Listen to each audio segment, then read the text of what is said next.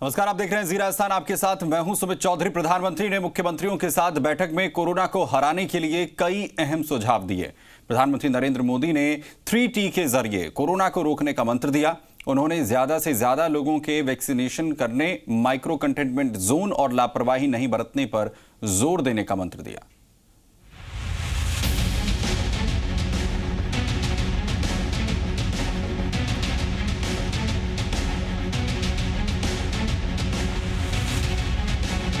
Corona पर प्रधानमंत्री मोदी ने किया महामंथन।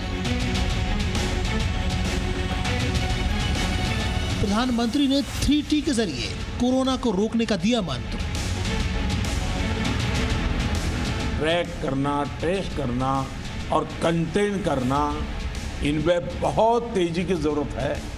वैक्सीन पर हो रही राजनीति का भी दिया जवाब और लॉकडाउन की अफवाहों पर भी लगाया विराम।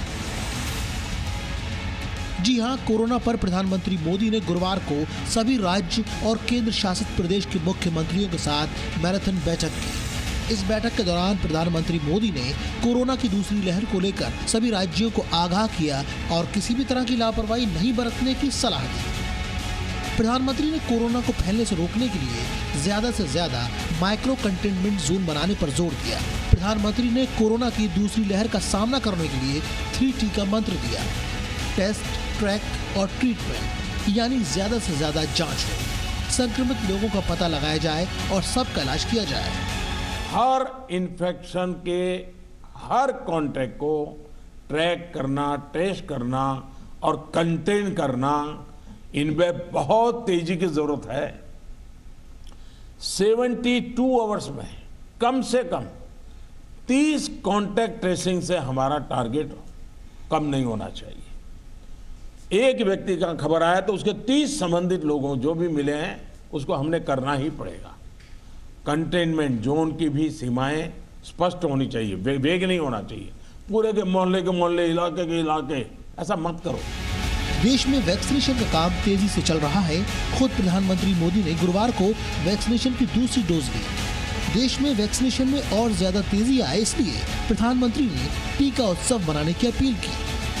11 अप्रैल ज्योतिबा फुले जी की जन्म जयंती है और 14 अप्रैल बाबा साहब आम्बेडकर जी की जन्म जयंती है। क्या हम 11 अप्रैल से 14 अप्रैल पूरे अपने राज्य में टीका उत्सव मना सकते हैं? एक पूरा वातावरण क्रिएट कर सकते हैं टीका उत्सव का। एक विशेष अभियान चलाकर हम ज्यादा से ज्यादा एलिजिबल लोगों को वैक्सीनेट करें।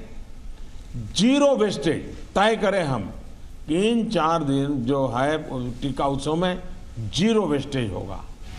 वैक्सीन को लेकर हो रही राजनीति पर भी प्रधानमंत्री ने खुलकर जवाब दिया और ये साफ कर दिया कि वैक्सीन सभी राज्यों को उनकी जरूरत के मुताबिक दी जा रही है और किसी एक राज्य को सभी वैक्सीन नहीं दी जा सकती। आपको मालूम है कि भी इतनी वैक्सीन बन पाती है। अभी ऐसा तो नहीं है कि इतने बड़े बड़े फैक्ट्रियां कोई रातों रात लग जाती हैं।